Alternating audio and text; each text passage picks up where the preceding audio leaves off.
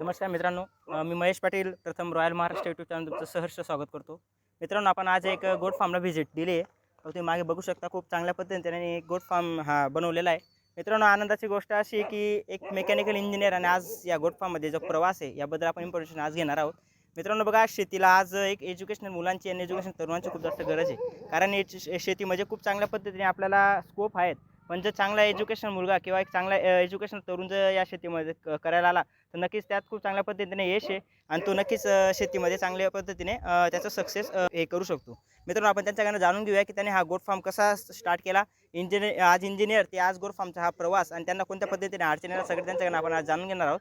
मित्रांनो, व्हिडिओ नक्कीच शेवटपर्यंत बघा. जास्तीत जास्त शेअर करा शेतकऱ्यांना, कारण की शेतकऱ्यांचं स्वप्न आहे की मला goat farm, dairy farm, poultry farm या बिझनेसमध्ये यायचं आहे, पण त्यांना चांगलं मार्गदर्शन, गायडन्स भेटत नाही. त्यामुळे त्यांचा आज त्यांना खूप मोठ्या पद्धतीने प्रॉब्लेम येतोय. पण आपण या व्हिडिओमार्फत सगळं जाणून घेणार आहोत.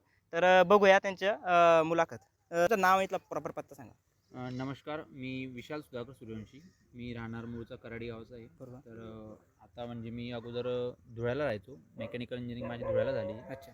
आणि मग नंतर आता 2019 पासून मी गोट फार्म स्टार्ट केला. आपला मोबाईल नंबर काय? 86 000 5 79 79. बरोबर. तुम्ही हा गोट फार्म कधी चालू केला आहे? हा गोट फार्म मला आता 1.5 वर्ष झाला. वर्ष. 1.5 वर्षापासून मी गोट फार्म स्टार्ट केला. बरोबर. सुरुवातीला काय काय अडचणी आला तुम्ही जेव्हा हा व्यवसाय चालू केला तेव्हा? अडचणी म्हणजे सुरुवातीला कसं आहे, आपण जेव्हा नवीन स्टार्ट करतो तेव्हा आपल्याला पूर्ण प्रशिक्षणाची गरज असते. बरोबर. तर मग मी प्रशिक्षण वगैरे काय अगोदर घेतलं नव्हतं. पण मग आम्ही जेव्हा गोट फार्म स्टार्ट केला, बरोबर. तर मग गोट फार्म स्टार्ट केल्यानंतर ते बकरी कुठल्या जातीची घ्यायची, कशी घ्यायची, नंतर ब्रीडिंग कुठला घ्यायचा ब्रीडरसाठी आपल्याला.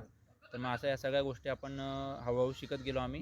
तर आम्हाला पहिले अडचणी म्हणजे ते सगळ्यात मेन विषय म्हणजे घरच्यांचा पहिले तर नकार होता. अच्छा. हां, की गोट फार्म म्हणजे आपण जे एज्युकेशन झालेलं आहे त्यानुसार तुम्ही काहीतरी प्रोफेशनल बिझनेस करा, असा विषय होता. त्यामध्ये मग आपण म्हटलं नाही, प्रोफेशनल बिझनेस तर काय सगळेच करतात, पण आपण काहीतरी आपला शेतीला जोडधंदा म्हणून जो आपल्याला शेतात पण यूज करता येईल आणि आपल्याला पण काही ना काही त्याच्यातून मिळेल, असं म्हणून आपण तो गोट फार्म स्टार्ट केला. आणि मग त्यामध्ये अडचणी तर भरपूर आल्या त्या अगोदर. म्हणजे काही ब्रीडर मिळत नसेल आपल्याला, किंवा आपल्याकडे कुठल्या मार्केटला कुठलं हे चांगलं चालणार आहे, बकरी कुठे स्टार्ट करायची आपल्याला, तर ते झालं नाही, हळूहळू स्टार्ट केला आपण. तर मित्रांनो बघा, त्यांनी जेव्हा सुरुवातीला त्यांना ह्या गोट फार्ममध्ये यायचं होतं तेव्हा त्यांना फॅमिलीचा पण थोडा प्रॉब्लेम होता. कारण एक मेकॅनिकल इंजिनियर आहे आणि आज प्रत्येक फॅमिलीचा प्रॉब्लेम असतो की आज तू एवढं शिक्षण केलं म्हणून आणि आज या व्यवसाय करतोय, तर हा थोडा प्रॉब्लेम येत असतो. पण मित्रांनो, जर आपला करण्यावर जो विश्वास असेल तर आपण नक्कीच सक्सेस होऊ शकतो. तर मित्रांनो, आज त्यांनी मेकॅनिकल इंजिनियर, तर हा प्रवास जेव्हा त्यांनी सुरू केला तेव्हा त्यांना खूप अडचणी आल्या. आणि आपण कोणताही व्यवसाय जेव्हा करतो, प्रत्येकाचं मुलाचं स्वप्न असतं की मला हा व्यवसाय करायचा आहे, तो व्यवसाय करायचा आहे. पण आपण जेव्हा त्यात उतरू तेव्हा आपल्याला त्या गोष्टीचे समजतं की कोणता व्यवसाय चुकीचा आहे आणि आपण कोणता पाऊल कसा घ्यायला पाहिजे, हे सगळं आपल्याला कळत असतं. तर सर, तुम्ही जेव्हा इंजिनियर होते आणि आज या व्यवसायामध्ये वळले, तर तुमचे जे रिलेटिव्ह आहे त्यांचं काहीतरी मला काय मार्गदर्शन होतं आणि काय त्यांचं प्रॉब्लेम? नाही, रिलेटिव्स तर त्यांनी मार्गदर्शन तर केलंच नाही अगोदर. पण नंतर विषय असा झाला की तू लहानपणापासून बाहेरगावी शिकत होता आणि नंतर तू इतकं चांगलं शिक्षण घेतलं, आणि ते शिक्षण घेतल्यानंतर तू या व्यवसायाकडे वळला, म्हणजे तुझ्या मनाने विचार कर की तुला चांगलं वाटतं का ते, असं तसं. पण तर बऱ्याच अडचणी आल्या त्या गोष्टीला. पण मग त्यांना हळूहळू सांगितलं की मला स्वतःवर विश्वास आहे की मी ते सक्सेस होऊ शकतो आणि मी सक्सेस करून दाखवेल तुम्हाला. त्यानंतर मग काय, आणि ते नातेवाईक म्हटले म्हणजे तिथं पाय मागे खेचायचं काम करतात. बरोबर. त्यामुळे मग आपण त्यांच्याकडे दुर्लक्ष करून आपल्याला जिकडे जायचं आहे, आपला जो एम आहे, त्याच्यावर आपण लक्ष केंद्रित करून मी स्टार्ट केला बिझनेस माझा. बघा मित्रांनो, खूप मस्त वाटतंय की जेव्हा मुलं कोणता व्यवसाय चालू करतात त्यांना आवड असते, खूप जास्त आवड असते. पण रिलेटिव्ह काय म्हणतील हा विचाराने ते त्या व्यवसायाकडे वळत नाही. पण या सरांचं तसं नाही. मला जे करायचं आहे ते करायचं आहे, मी या व्यवसायात सक्सेस होऊ शकतो, या त्यांचा स्वतःवरचा कॉन्फिडन्स, आणि ते आज खूप चांगल्या पद्धतीने यशस्वी शेळी पालन ते करताय. तर तुम्ही सुरुवातीला किती बकऱ्यांमध्ये सुरुवात केली? आम्ही सुरुवातीला तर 4 बकऱ्यांपासून सुरुवात केली होती. बरोबर. हां, मग आम्ही सुरुवातीला 4 बकऱ्या पाळल्या. 4 बकऱ्या पाळल्यानंतर मग ते 4च्या 8 झाल्या. बरोबर. आणि मग 8 नंतर मग आम्ही हळूहळू आमच्याकडे आम्ही इन्व्हेस्टमेंट म्हणून फक्त 17 बकरीमध्ये इन्व्हेस्टमेंट केली होती. 17. हां, मग 17 बकरीमध्ये इन्व्हेस्टमेंट केल्यानंतर आता आपल्याकडे एका वर्षात, म्हणजे 1.5 वर्ष झाला, 1.5 वर्षामध्ये आपल्याकडे आता 53 बकरी. 1.5 वर्षामध्ये 53 बकरी. आता तुम्ही सुरुवातीला 4 बकऱ्या घेतल्या, त्यापासून ते 53 झाले का? नाही, त्यानंतर आपण परत अजून 7 बकरी विकत घेतली. आणि 7 बकरी विकत घेतल्यानंतर परत अजून आपण 4 अशी करत आपण 17 बकरीमध्ये इन्व्हेस्टमेंट केलेली आहे. 17 बकरीनंतर मग त्या 17च्या आता 53 झाल्या. 53 झाले. बरोबर. बघा मित्रांनो, त्यांनी सुरुवातीपासून 4 म्हणजे असं स्टेप बाय स्टेप ते चालत आलेले आहे. तर तुम्ही आता कोणत्या कोणत्या इथं जातीच्या बकऱ्या इथं आहेत? आपल्याकडे प्रमुख आपण जेव्हा स्टार्ट केलं तेव्हा आपण उस्मानाबादी, गावराणी या 2च प्रकारच्या बकऱ्या आणल्या होत्या. त्यानंतर मग आपण शिरोई पण स्टार्ट केली, शिरोई जमनापारी पण स्टार्ट केली. मग आता आपल्याकडे अवेलेबल आपल्याकडे गावराणी, उस्मानाबादी, शिरोई या 3 प्रकारचे जात आहेत. आणि हे बकऱ्या कुठून घेतल्या होत्या? हे आम्ही पहिले जे उस्मानाबादी आणले ते आपण नगरहून आणले होते. नगरून. हां. अच्छा. आणि बाकीचे जे गावराणी वगैरे जे शिरोई वगैरे ते आपल्या बरोबर. आजूबाजूच्या खेड्यांवरून आपण आपली आणि क्रॉसिंगला ब्रीड कोणते आपल्याकडे? क्रॉसिंगला ब्रीड आता शिरोई किती, म्हणजे एक क्रॉसिंगला एक ब्रीड आहे का दोन? नाही, 2 ब्रेड. 2 ब्रीड. हो. अच्छा. तर आता तुम्ही हा जो शेड उभा केला येते, तर याला खर्च वगैरे आला किती? म्हणजे तुम्ही जेव्हा सुरुवातीला विचार केला की मला शेळी पालन करायचं आहे, तेव्हाच हा शेड बांधला आहे की या अगोदर हा शेड होता? नाही, आपण अगोदर त्या बकरींसाठी सोय केली राहण्याची. म्हणजे अगोदर आपण शेड बांधलं, बरोबर. त्यानंतर मग आपण बकरी विकत घेतली. कारण अगोदर बकरी विकत घ्यायची आणि नंतर शेड बांधायचं, म्हणजे शेड त्यासाठी खूप अडचण येते. अडचण येतात. बरोबर. त्यामुळे आपण त्यांची पहिले राहण्याची सोय केली. बरोबर. त्यामुळे आपण जेव्हा शेड बांधलं तेव्हा आपल्याला माहिती होतं की आपल्याला करायचा बिझनेस, तर आपल्याला तो यूज करायचा, मोठा करायचा आहे. त्यामुळे आपण स्टार्टिंगच मोठ्या शेड पासून सुरुवात केली. सुरुवात केली. आपल्याला तो जवळजवळ 5.5 लाख रुपये खर्च आला होता. 5.5 लाख रुपये या शेडला खर्च आला. पूर्ण मित्रांनो खर्च बघा, जेव्हा तरुण एक व्यवसाय सुरू करण्यासाठी प्रयत्न करतो, तेव्हा आय थिंक त्याने खूप पहिले सगळं हे सोय करून घ्यायला पाहिजे. याचं कारण काय सांगतो मी, कारण मित्रांनो जेव्हा आपण इमेजिन आपण अगोदरच शेळ्या घेतल्या किंवा आपण काहीतरी कुक्कुटपालन जे करायचे आपलं ते घेतलं आणि आपल्या नंतर असा प्रॉब्लेम येतो की चिडचिड होते, त्यात त्यांना राहायची सोय नाही, आजार खूप जास्त प्रमाणात आजार येतात. त्यामुळे आपलं जे मन होतं ते नाराज होतं आणि आपण त्या व्यवसायापासून लांब जातो. मग सुरुवातीला जर असं चांगल्या पद्धतीने आपण सोय केली तर नक्कीच आपल्याला त्या गोष्टी करायची कॉन्फिडन्स वाटतो आणि आपण त्याला पुढे नेण्याचा प्रयत्न करतो. तर सकाळ ते संध्याकाळ पण तुमचं व्यवस्थापन कसं आहे? आमचं सकाळ ते संध्याकाळचं व्यवस्थापन असं आहे, आम्ही सकाळी उठतो 5:30 वाजता. बरोबर. 5:30 वाजता उठल्यानंतर आपल्या सगळ्या शेळ्या बाहेर निघतात. बरोबर. बाहेर निघाल्यानंतर मग त्यांचं सगळं ते विष्ठा वगैरे बाहेर पाडतात, ते लेंडी वगैरे. आणि मग इथे आजूबाजूच्या एरियामध्ये ते सकाळी चरायला जातात. बरोबर. हां. मग ते 5:30 ते 7 वाजेपर्यंत चरतात. तोपर्यंत आपली इथे सगळी साफसफाई वगैरे चालू असते. बरोबर. झाडू वगैरे काढणं. मग ते साफसफाई वगैरे झाली बरोबर. की मग आपण शेळी आणतो 7 वाजता. 7 वाजता आणली की मग ते लहान बच्चे वगैरे दूध पाजायचे त्यांचं. आणि मग परत 9 वाजता बकरी सोडायची. बकरी सोडायची हां, बाहेर. बकरी सोडायची 9 वाजता. 9 वाजता सोडल्यानंतर मग त्यांना इथे थोडा चारा टाकायचा. बरोबर. मग इथे थोडा चारा टाकल्यानंतर परत एखाद तास फिरवायचं बाहेर. बरोबर. आणि मग त्यांना 11 वाजता इथे मध्ये शेडमध्ये कोंडलं की मग 11 वाजता कोंडल्यानंतर ते डायरेक्ट संध्याकाळी 4 वाजताच. अच्छा. हां, दुपारी 4 वाजता सोडायचं. त्यानंतर 6 वाजेपर्यंत परत चारायचं. म्हणजे चारायचं किंवा इथे चारा टाकायचा. हां, तसं म्हणजे हां, जसं पावसाच्या नियोजनावर. नियोजनावर. हां, तसं अर्धबंदिस्त शेळीपालन असल्यामुळे 2 तास चारायचं आणि मग बाकी सगळं घरून. हां.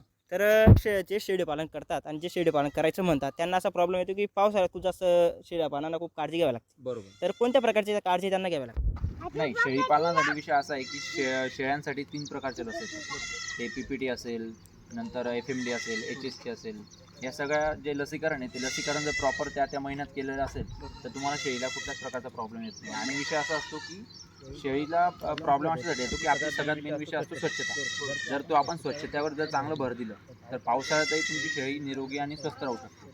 फक्त तिला प्यायला स्वच्छ पाणी, नंतर तिथे जे काही आता थोडाफार सर्दी खोकला तर प्रत्येकाला होत असतो, त्यामुळे त्याच्यावर थोडंसं औषधी वगैरे आपण आणून ठेवायचं किंवा आपला एक संपर्कामध्ये एक डॉक्टर ठेवायचा की त्याला आपण कॉल केल्यानंतर तो वेळच्या वेळी यायला पाहिजे. तर त्याच्यावर लक्ष ठेवायचं. आणि शेळी म्हणजे प्रत्येक वेळी शेळीला मृत्यू येतेच बघ शेळीपालनामध्ये, असं नाही. आपण जर स्टार्टिंग करताना कमी शेळ्यांपासून स्टार्ट करा, म्हणजे त्यातून तुम्हाला अनुभव येत असतो आणि त्यातून तुम्हाला शिकायलाही मिळतं आणि मग तुम्ही किती प्रकारच्या शेळ्या पाहू शकता. मला सुरुवातीला म्हणजे जेव्हा तुम्ही शेळीपालन केलं तेव्हा हे मरतुकीचं असं काही तुम्हाला अनुभवलं काय? नाही, आम्ही जेव्हा शेळी पालन केलं ना तेव्हा आम्हाला स्टार्टिंगला तर मरतुकीचा काही प्रॉब्लेम आला नव्हता. पण आमच्याकडे म्हणजे आता 1.5 वर्षामध्ये आमच्याकडे फक्त 2 जे लहान बच्चे आहेत तेच मेलेत. मोठी बकरी किंवा असं काही आपल्याकडे मेलेलं नाही. नाही, आपल्याला तसा कुठला प्रॉब्लेम आलेला नाही. कारण आमचं वेळच्या वेळी लसीकरण वगैरे चालू असतं. बरोबर. आणि स्वतः आम्ही घरचे व्यक्ती इथे लक्ष देणार आहे, त्यामुळे मरण वगैरेचा काही विषय नाही. बरोबर. बघा मित्रांनो, त्यांची मॅनेजमेंट खूप भारी आहे, त्यामुळे त्यांना प्रमाणात तोटा होत नाही. तर बघू त्यांच्याकडनं तुमचं चारा मॅनेजमेंट कसं येते?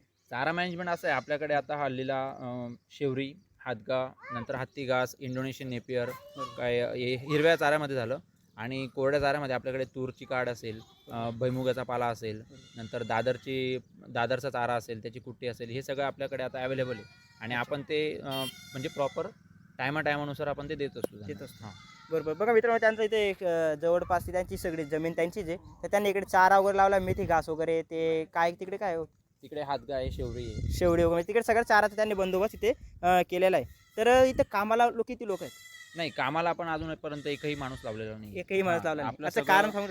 नाही, कारणचा विषय असा आहे की आपल्याकडे मॅनपॉवर, घरची मॅनपॉवर एवढी आहे की आपल्याला माणूस लावायची गरज नाही पडत. कारण म्हणजे आपल्याकडे शेती पण आहे आणि शेतीमध्ये मजूर तर असतंच, पण आपण गोट फार्मसाठी काही माणूस वगैरे ठेवलेला नाही. कारण आपण म्हणजे स्वतः जेवढं जास्त जातीने लक्ष दिलं तेवढं तुमच्या शेळ्या निरोगी पण राहतात आणि स्वच्छता पण चांगली होती. माणूसला आपण कसं आहे, माणूस दुर्लक्ष करतो काही कामाचं, त्याच्यामुळे लावलं नाही. किती शेळ्यांसाठी माणूस पाहिजे असं नाही, विषय असा आहे की घरचे जर करणारे नसतील तर तुम्हाला 10 शेळ्यांना पण माणूस लागतो. पण जर तुमच्यामध्ये करण्याची कुवत असेल की तुम्ही म्हणणार की आपल्याला नाही, आपल्याला करायचंच आहे, तर तुम्हाला एक माणूस सफिशियंट आहे करायला. Sufficient आहे, बरोबर. 50-60 शेळ्यात एक माणूस आरामात सांभाळू करू शकतो.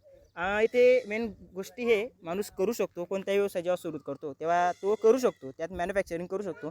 पण विक्री व्यवस्थापन खूप महत्त्वाचं आहे. मॅनेज किंवा मार्केटिंग, आपण मार्केटिंग कध्या पद्धतीने करतो, तर विक्री व्यवस्थापन कसं आहे तुमच्या इथे? विक्री व्यवस्थापन आपलं असं आहे की आपण जेव्हा स्टार्ट केलं तेव्हा आपण सोशल म्हणजे आपलं जो डिजिटल मार्केटिंग जे आहे अच्छा. त्याच्यावर आपण जास्त भर दिली, जसं व्हॉट्सअप ग्रुप वगैरेला शेअर करणं बरोबर. किंवा फेसबुक इंस्टाग्रामला पेजेस वगैरे बनवणं, या अशासाठी आपण ते सगळं स्टार्ट केलं होतं. पण त्यानंतर मग विषय असा झाला की आपल्याकडे ज्या पद्धतीचे ब्रीडर वगैरे आम्ही आणले होते त्याच्यावरून आपल्याला काही म्हणजे क्रॉसमध्ये आम्ही जेव्हा केलं तेव्हा ते आपल्याला काही तेवढं सक्सेस मिळालं नाही. मग त्यानंतर आम्ही शिरोई किंवा गावरानी जो स्टार्ट केला, कारण आपल्या आजूबाजूचे जे मार्केट्स आहेत अच्छा. त्याच्यामध्ये इतर म्हणजे बिटल बोर वगैरे आम्ही स्टार्ट केलं होतं. अच्छा. पण मग त्याला जे त्या पद्धतीने जे मार्केट मिळायला हवं तशा प्रकारचं आपल्याकडे मार्केट मिळालेलं नाही नाही, आपल्याला. बरोबर. त्याच्यामुळे आपण गावरानी, शिरोई, उस्मानाबादी याला आपल्याकडे मार्केट आहे. बरोबर. मग आपण तिथून स्टार्ट केलं. मग आपण सध्या घरूनच म्हणजे आपल्याकडे येतात व्यापारी. इथेच येतात का व्यापारी? डायरेक्ट घरी व्यापारी येतात. अच्छा. आणि पप्पांचे कॉन्टॅक्ट्स भरपूर आहेत. बरोबर. पप्पा माझी सरपंच पण आहेत. अच्छा, अच्छा. तर पप्पांचे कॉन्टॅक्ट्स भरपूर आहेत. तर मग बरोबर. पप्पांचे कॉन्टॅक्ट असल्यामुळे भरपूरसे लोक येतात इथे व्यापारी स्वतः घ्यायला. बरोबर. आपल्याला असं बाहेर कुठे बाजारात घेऊन जायची गरज आतापर्यंत पडत आली नाही. नाही. बरोबर. मित्रांनो, म्हणजे त्यांना कुठे बाजारात, तिथे आता आमचे पारोळा तालुका आहे, पारोळा तालुक्यातलं एक गाव आहे, पारोळा तालुका किंवा इकडे धुळे जिल्ह्यात, तिथे घेऊन जायचं त्यांना काही एवढं कष्ट नाही आहे, कारण की ते सगळे व्यापारी ते त्यांना माहिती आहे, त्यामुळे सगळे व्यापारी इथे येतात. तर मेन गोष्ट अशी आहे की तुम्हाला हे जे आता शेळी पालन करायचं आहे, तुम्ही मेकॅनिकल इंजिनिअर आहे, शेळी पालन हे मार्गदर्शन देऊन दिलं. नाही, विषय असा झाला आहे की मार्गदर्शन म्हणजे मी ना जवळजवळ माझा शेळीपालन जेव्हा मला टाकायचं होतं, म्हणजे बरोबर. माझ्या डोक्यात अगोदर 3-4 प्रकारचे प्लॅन्स होते. बरोबर. पण मग मी जेव्हा काय केलं, अगोदर आहे ना इथे गेलो, शेळीपालनच्या प्रशिक्षणासाठी गेलो. मग अच्छा. तिथे पण पहिले मी विचार केला. पहिले माझ्याकडे 3-4 प्रकारचे प्लॅन होते की मला आता मेकॅनिकल इंजिनिअरिंग म्हटलं, एखादा प्रोफेशनल बिझनेस म्हटला की मग आपण हार्डवेअरचं दुकान टाकू शकतो बरोबर. किंवा मग आपण एखादं गॅरेज टाकू शकतो. कॅरेज या अशा माझ्याकडे गोष्टी होत्या. बाकी माझ्याकडे हॉटेलचा पण बिझनेस होता माझा. मी तो पार्ट टाइम जॉब म्हणून स्टार्ट केला होता तिकडे धुळ्याला. बरोबर. तो पण एक बिझनेस होता. पण मग म्हटलं की आपण शेतीला, आपल्याकडे भरपूर शेती पण आहे बरोबर. आणि शेतीशिवाय आपल्याला पर्याय नाही. पर्याय. त्यामुळे आपल्याला जर आपल्याला शेती करायची आहे तर मग आपण शेतीला जोडधंदा म्हणून शेळीपालन का नाही करू शकत? बरोबर. म्हणून मग मी शेळीपालनाकडे वळलो. आणि त्यामध्ये जेव्हा आपल्याला शेळीपालन स्टार्ट करायचं होतं तेव्हा मी आजूबाजूच्या खेड्यांवर किंवा ज्या ज्या शहरांमध्ये शेळीपालन चालू आहे बरोबर. तिथे मी जवळजवळ 50 ते 60 गोट फार्मला मी व्हिजिट केलं. Visit केलं. तिथे सगळं त्यांचा अनुभव शेअर केला त्यांच्यासोबत. त्यांचा अनुभव मी घेतला आणि तिथून मग आपण स्टार्ट केलं. आता तुम्ही जेव्हा आता बिझनेस सुरू करायचा होता तेव्हा तुम्ही 2-3 गोट फार्म तुम्ही फिरले असं म्हणताय, तर त्यांचा अनुभव काय सांगितलं? त्यांचा अनुभव म्हणजे विषय असा होता की कसं आहे की जेव्हा आपण स्टार्ट केल्यानंतर मग सगळ्यांना कुठल्या जातीच्या बकऱ्या ठेवायच्या किंवा त्यांचं व्यवस्थापन कसं करायचं, चारा व्यवस्थापन कसं करायचं, स्वच्छता कशी ठेवायची, त्यांना आलेल्या अडचणी या त्यांनी आमच्यासोबत शेअर केल्या. मग त्यांना आलेल्या अडचणी, पावसाळ्यात कसं आहे सगळं ते चिखल वगैरे होतो, मग साफसफाई होत नाही व्यवस्थित, जास्त वेळ राहिला तर कसं करायचं, मग या सगळ्या गोष्टी ज्या होत्या त्या मॅनेज होत नव्हत्या त्यांच्याकडून. मॅनेज मग त्यांनी माणसं लावले, मॅनेज केली. मॅनेज केल्यानंतर मग ते म्हटले की अडचणी येत असतात. आता कुठला व्यवसाय सेट झाल्यानंतर पण अडचणी येतात.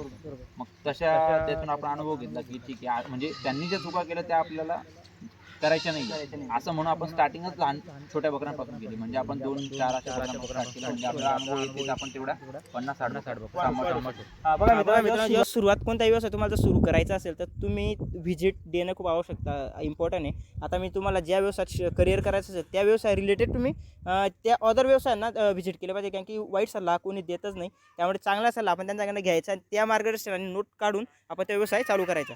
तर आता पुढचा प्लॅन काय आहे तुमचा? हा व्यवसाय कसा वाढवायचा आणि कोणत्या पद्धतीने वाढवायचा? नाही, पुढचा प्लॅन म्हणजे आपला असा आहे की आता आपण ज्या क्षेत्रात उतरलोय ते बरोबर. क्षेत्रात आपल्याला पूर्ण करायचंच आहे. बरोबर. आणि त्यात तुम्ही रिलेटिव्हचा जो विषय घेतला होता की बरोबर. तुम्हाला कसं मार्गदर्शन केलं, त्यांनी सपोर्ट केला का नाही, हां, बरोबर. तर मग त्यांना आपल्याला दाखवून द्यायचं की आपण या क्षेत्रात उतरलोय तर आपल्याला सक्सेस व्हायचंच आहे. बरोबर. त्याच्यामुळे ते एक जिद्दत आहेच. बरोबर. त्याच्यामुळे आता याला वाढवायचं आहे. तर आपल्याकडे आता जी 50 बकरी जी आहे, जी बरोबर. आपल्याला दरवर्षी म्हणजे प्रत्येक जाप्याला आपल्याला ती 2 बच्चे देईल अशी आपल्याला 50 बकरी ठेवायची. आणि त्यानंतर मग जे काही आपल्याला उत्पन्न मिळेल बरोबर. ते सगळं आपण विक्रीसाठी ठेवणार आहोत. मित्रांनो, त्यांचा प्लॅन खूप मस्त आवडला आहे मला. मी त्यासाठी खूप जास्त पद्धतीने सहमत आहे, कारण मित्रांनो त्यांच्याकडे 50 बकऱ्या ज्या पुढचं वेध देतील अशा 50 बकऱ्या ठेवायच्या आणि जे उत्पन्न येणार आहे ते वाढवून ते विकायचं असा त्यांचा प्लॅन आहे. म्हणजे 50 बकरी कमी नाही द्यायची, मग पुढचं जे वाढणार वेळ ते विकायचं, म्हणजे त्यांना खूप चांगल्या पद्धतीने प्रॉफिट राहू शकतो. बरोबर. तर तुम्हाला हा व्यवसाय करून कसं वाटते?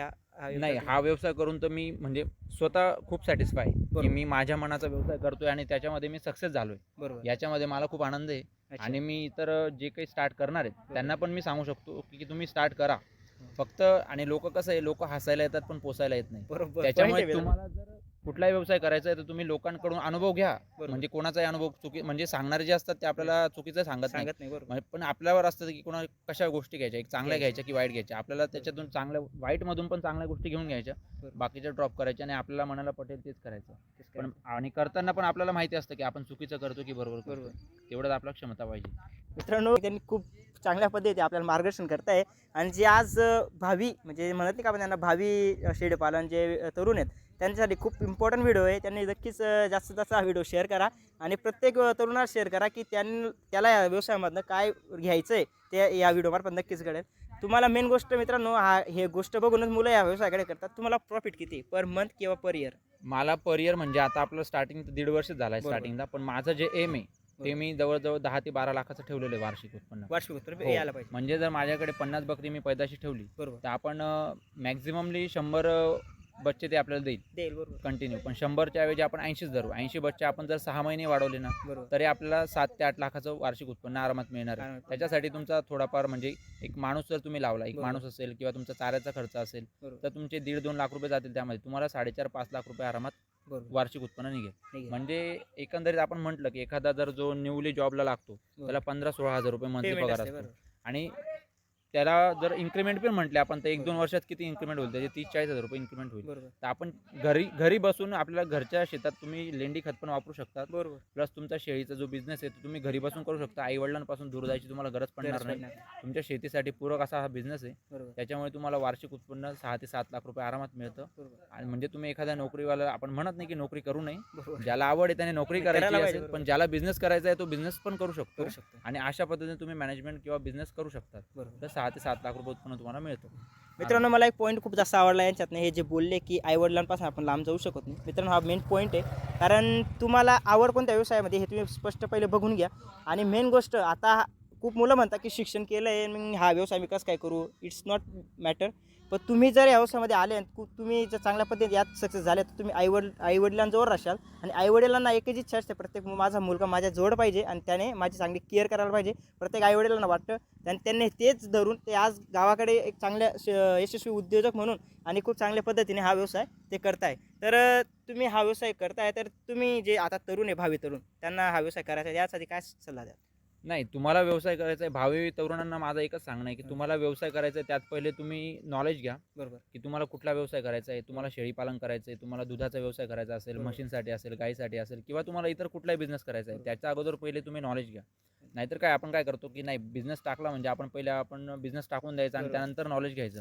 म्हणजे ते काय, तोपर्यंत आपण फेल होत जातो. बरोबर. अगोदर जर आपल्याकडे थोडंफार नॉलेज असेल, आपण नॉलेज घेताना आणि स्टार्टिंग करताना कधी पण लहान गोष्टीपासून स्टार्ट करा. म्हणजे आपल्याला काहीतरी पुढे जाताना अनुभव येत असतो की आपल्याला बरोबर. काय अडचण येणार आहे, काय नाही येणार आहे.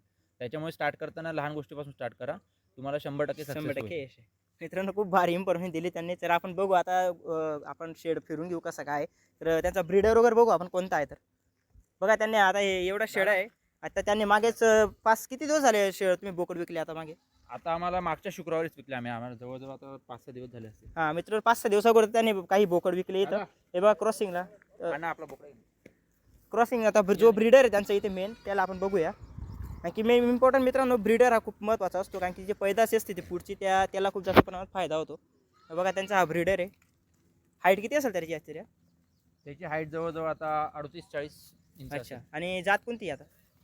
हा जो आहे तो 50% शिरोई. 50% शिरू. हो. मित्रांनो, त्यांचा हा ब्रीडर आहे. हा एकच आहे का? हा एक आहे आणि तो खाली बसला. हां बरोबर. तो पण शिरोई वाटतोय. हो, तो पण शिरोई. अच्छा. हा बघा, इतक्या आता यांचं एवढं हे शेड आहे त्यांचा. तर मध्ये बघू आपण त्यांचं कसं त्यांनी मॅनेजमेंट केलं इथे. चला. मला असं विचारायचं आहे तुम्हाला की तुम्ही जेव्हा हा व्यवसाय चालू करायचा प्लॅन केला, आता मित्रांनो कोणता व्यवसाय जेव्हा मुलं चालू करतात, तरुण चालू करतात, तेव्हा ते त्यांचं कॅल्क्युलेशन करतात की गुणाकार, भागाकार, वजाबाकी, किती प्रॉफिट भेटतोय, किती तोटा भेटतोय, हे सगळं ते एका कागदावर लिहून ते करत असतात. तुम्ही अशा काही पद्धती केल्या का? नाही, मी अगोदर पहिले तर मी यूट्यूबचे व्हिडिओ बघून मी इन्स्पायर झालो. बरोबर यूट्यूबला मी सगळे व्हिडिओज पाहिले की आपले जे काही शेळीपालनाचे व्हिडिओ आहेत, बरोबर मग त्यातून त्यांना किती प्रॉफिट मिळणार आहे, त्यांच्याकडे किती शेळ्या पालन केल्यानंतर त्यांना इतकं प्रॉफिट असणार प्रॉफिट आहे, असणार हे आहे. सगळं मी पहिले चेक केलं. बरोबर चेक केल्यानंतर मग मी प्रशिक्षण घेतलं. प्रशिक्षणातून आपल्याला समजतं प्रशिक्षण की- कुठे घेतलं तुम्ही? प्रशिक्षण मी चाळीसगावला घेतलं. अहिल्याबाई होळकर जे मेंढीपालन शेळीपालन जे आहे, अच्छा अच्छा तिथे मी गव्हर्नमेंटच्या याच्यातून प्रशिक्षण घेतलं. बरोबर तिथे म्हणजे आपल्याला कळालं की चाऱ्याचं मॅनेजमेंट कसं करायचं, बरोबर नंतर लसी कुठल्या प्रकारच्या असतात त्या कशा द्यायच्या, बकरींचा आजार कसा ओळखायचा, या सगळं प्रशिक्षण मी घेतलं तिथे. आणि मग तिथे प्रशिक्षण घेतल्यानंतर मग मी बिझनेस स्टार्ट केला. स्टार्ट केलं. त्यांनी पहिले पूर्ण इन्फॉर्मेशन काढून घेतली आणि नंतर त्यांनी हा व्यवसाय ठरवले. तर आता इथं डिपार्टमेंट कसे तुमचे आता लहान मोठी शेडी डिपार्टमेंट म्हणजे विषय असा आहे आपल्याकडे की आता आपलं जे शेड आहे ते आपलं 30x60चं शेड आहे. बरोबर तर 30x60च्या शेडमध्ये आपण मध्ये गव्हाण वगैरे बनवून घेतलेली आहे. बरोबर. आणि खाली आम्हाला स्टार्टिंगला तर कोबा वगैरे करायचा नव्हता, पण बकरी जेव्हा आम्ही आणल्या ना तेव्हा ती जरा जास्तच कोरून वगैरे असं खड्डे बरोबर, करत हां. होते. त्यामुळे आम्ही थोडा कोबा करून घेतला पावसाच्या हिशोबाने, अच्छा की आपल्याला जर तिथे घाण पण झाली बरोबर. तर आपण लगेच पाणी मारून ती सगळी साफसफाई करू साफसफाई शकतो. करू अशा पद्धतीने आपण ते शेडचं मॅनेजमेंट केलेलं आहे. बरोबर. आणि मग आपण केल्यानंतर तिथे सगळं पूर्ण पत्र्याचं बांधकाम आहे आपलं. अच्छा आणि म्हणजे स्टार्टिंग करताना तर तुम्ही शेड वगैरे एक चांगलं उभारणी केली बरोबर. तर स्वच्छता वगैरे व्यवस्थित करू शकता तुम्ही त्याच्यावर. आणि कंपार्टमेंटचा विषय असा झाला की आपल्याकडे गाभण शेळ्यांसाठी वेगळी जागा आहे, अच्छा नंतर जे ब्रिडिंगसाठी जे बोकडे आहेत बोकडे. त्यांच्यासाठी वेगळं कंपार्टमेंट आहे, बरोबर. नंतर लहान बच्चांसाठी पण वेगळं कंपार्टमेंट आहे. तर मी खूप ठिकाणी बघितलंय की तो शेड असतो काही लोकांचा, तर तो हाय लेवल असतो म्हणजे हो. खाली येते आणि हा ग्राउंड लेवलला. तर याबद्दल तुम्ही काय नाही, म्हणजे विषय असा आहे की आपण ज्या पद्धतीने स्टार्ट केले ना की आमचा पण हेतू तोच होता. आम्ही ज्यासाठी हाईट घेतली 12.5 फूटची आपली हाईट आहे बरोबर शेडची, की खालून 4 फूट वर आपल्याला फळीचं हे करायचं होतं बरोबर, हां. आणि वर आपल्याला बकरी ठेवायची बकऱ्या होती. ठेवायच्या हां, मग ते आपलं जे ते मॅनेजमेंट आम्ही पुढे करणार आहे, करणार पण आता सध्या तरी ग्राउंड लेवलला. हा त्यांनी सुरुवात लहानापासून केली मी म्हणून म्हणतो. तर तुम्हाला ज्या गोष्टीत इंटरेस्ट आहे ना सुरुवात लहानापासून करा, तर आपल्याला त्या गोष्टीचा एक्सपिरियन्स येतो आणि कोणत्या कोणत्या आपल्या गोष्टी चुकतात ते आपलं सगळं खूप भारीरित्या समजतात. तर मित्रांनो त्यांनी खूप मस्तरित्या आपल्याला इन्फॉर्मेशन दिली आहे. हे बघा त्यांनी चाराचं मॅनेजमेंट केलं आहे, इकडे बघू शकता तुम्ही. तर दादा तुम्ही खूप चांगली इन्फॉर्मेशन आम्हाला दिली आहे, यासाठी खूप तुमचे धन्यवाद. अनमोल वेळ आमचा हे दिला. धन्यवाद. तर धन्यवाद मित्रांनो. व्हिडिओ नक्की आवडला असेल तर लाईक करा, जास्तीत जास्त शेअर करा. प्रत्येक तरुणाला हा व्हिडिओ बघितला पाहिजे, कारण ज्याला ह्या व्यवसायामध्ये यायचं आहे तर त्याला हे खूप चांगल्या पद्धतीने हेल्प मिळेल. आणि व्हिडिओ जास्तीत जास्त सबस्क्राईब करा, कारण की नवनवीन व्हिडिओ तुम्हाला याच पद्धतीने भेटत असेल. धन्यवाद.